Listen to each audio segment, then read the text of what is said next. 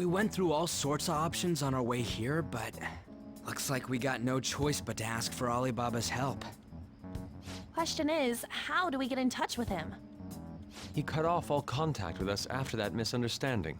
Then again, if we manage to steal Futaba's heart, he may attempt to reach out to us once more. But we don't have any clues on what her keywords are. Damn it, Alibaba! Where the hell are you? Actually, he may be closer than we think. Huh? Hypothetically speaking, even if we stole Futaba's heart, how would Alibaba know that the deed has been done? Would he truly be able to discern that just from cell phone messages? You mean he'd have to meet her in person? Alibaba was able to deliver the calling card here. On top of that, he can check on Futaba's condition. However, according to the circumstances he put forth, he's unable to meet with us. This leads me to believe that it would be bad for him if we were to see the two of them together. It seems to me Alibaba may in fact be Futaba herself. For real? So she's asking that we steal her own heart? Maybe she wants us to save her from the scars of her abuse. That would be hard to ask directly. I'd like to meet with Boss. He lives nearby, right?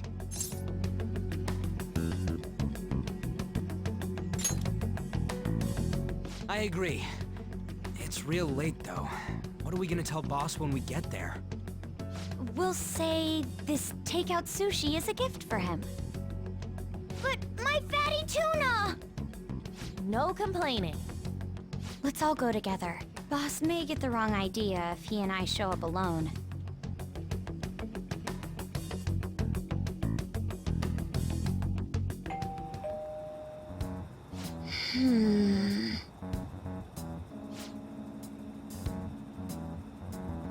Come on.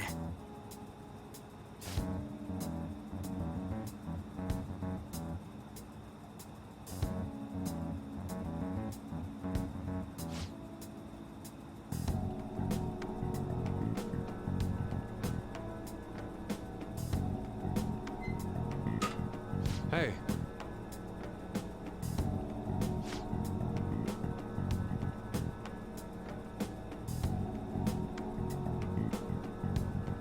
Hey!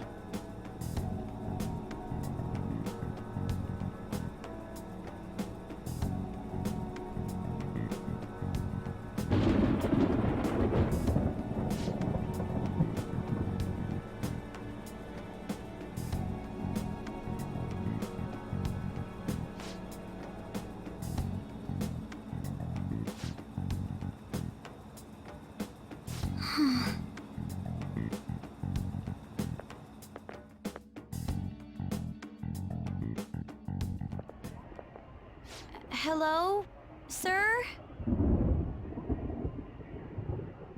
He's not out, is he? The door ahead is open, and I can hear the TV. I hope he didn't pass out or something. I mean, Boss is kinda old, ain't he? I'm a bit worried. Should we go in and check on him? Please excuse us.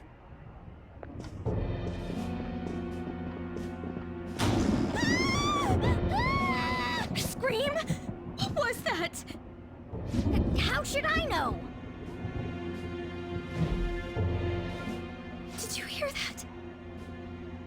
Let's get out of here, please! Can we just go?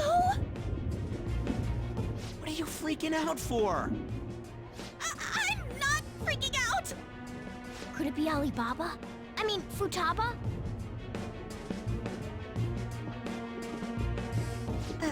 Sorry, can I hold your hand?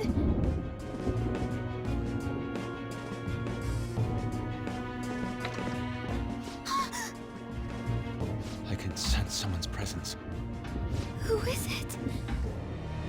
Who's there? I can't take this anymore, I'm leaving!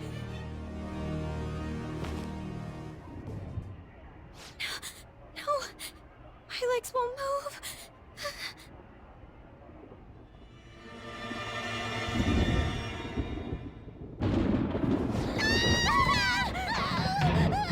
Alibaba! Futaba!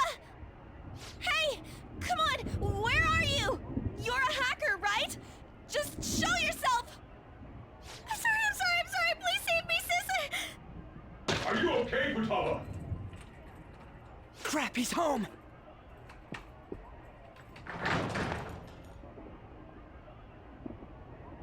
Who the hell are you? Don't move! You hear me? I'm so sorry, sis. Somebody please save me.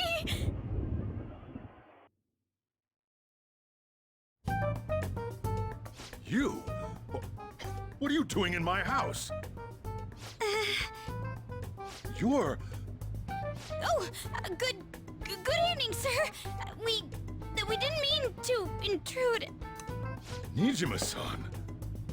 Wait, are you two dating? We're just friends. Friends nowadays get that close to each other? That's not it. This, things happened and... You kids are here too? We brought you some sushi, but nobody answered when we rang the bell. The door was unlocked too. We could hear the TV though, so we got worried you might have passed out or something. The door was unlocked? Yes. I do that sometimes. Guess I'm getting old.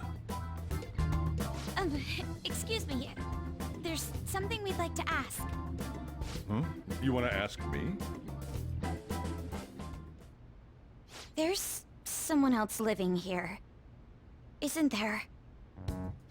Yeah, my daughter. Could she be Futaba Sakura? You told Nijima-san too? Is there any way we could meet with Futaba-san? I think we may have frightened her earlier, so we'd like to apologize if at all possible. Well, that's... Is she sick? No, it's not like that.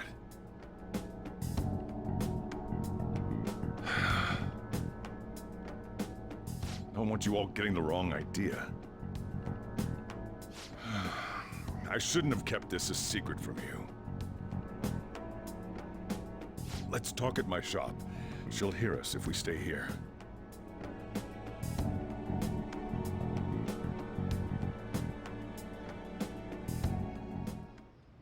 Now, where do I start?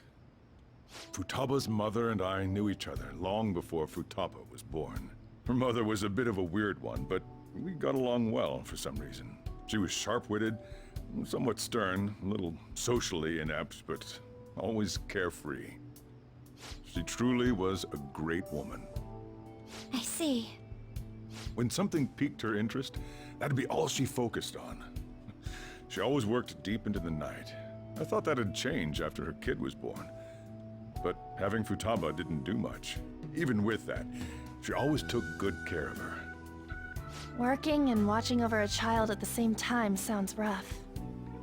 I guess raising Futaba alone turned out to be tough on her in more ways than one.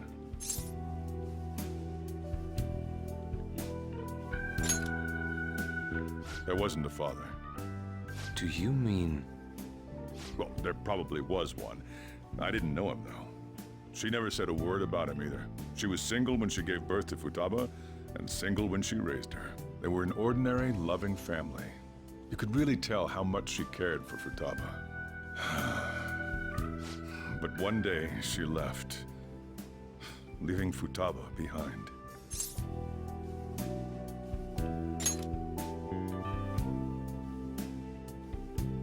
Yes, she committed suicide. Suicide? Threw herself into the street, right in front of Futaba's eyes. Shocking doesn't begin to describe that. It's gotta be devastating for a kid. So... Well, a lot happened after that, but I ended up taking custody of Futaba. First, she was so depressed, she wouldn't even talk to me. Was that because she couldn't get over her mother's suicide? I kept talking to her, though, and she started opening up to me, little by little. That's when I found out. Futaba blames herself for her mother's death. What? But why?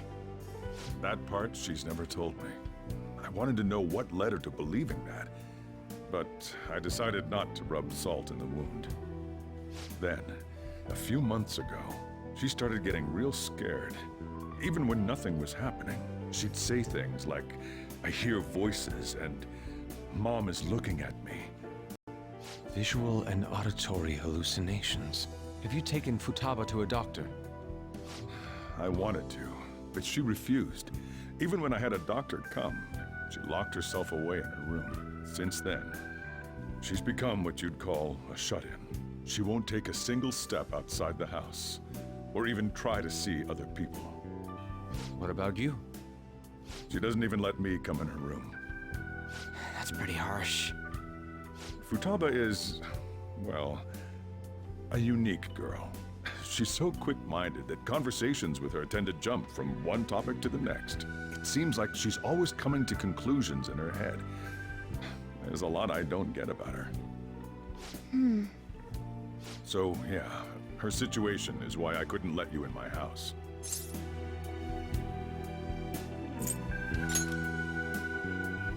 What Futaba needs is a safe place where nobody will threaten her.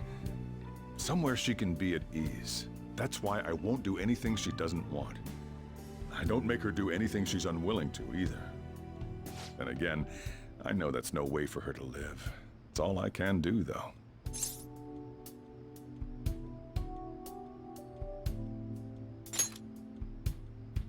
I don't know. She just asks me for things that she wants, like food or these complicated books. Well, that's that. So, can you just leave her be? I'm gonna head back then. You all had better head home soon, too.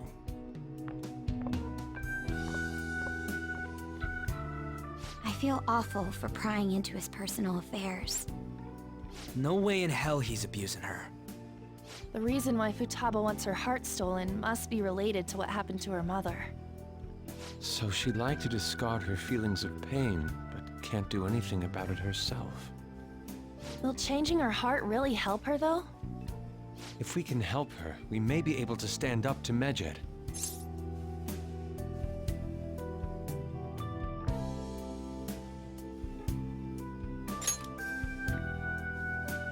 Hold on a sec.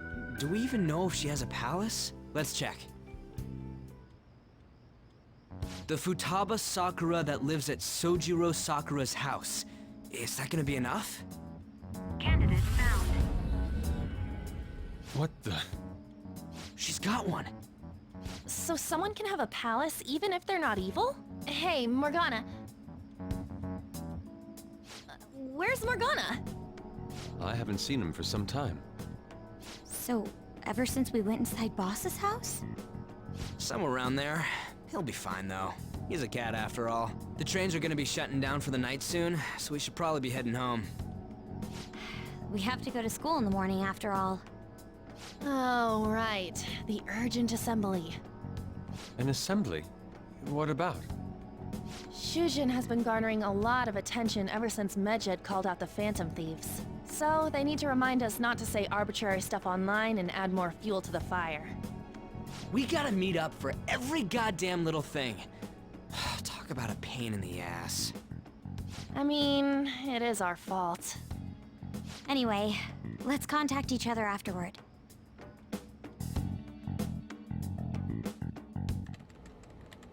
No way in hell he's abusing her. The reason why Futaba wants her heart stolen must be related to what happened to her mother. So she'd like to discard her feelings of pain, but can't do anything about it herself. Will changing her heart really help her, though? If we can help her, we may be able to stand up to Medjed. Hold on a sec. Do we even know if she has a palace? Let's check. The Futaba Sakura that lives at Sojiro Sakura's house. Is that gonna be enough? What the? She's got one. So someone can have a palace even if they're not evil? Hey, Morgana.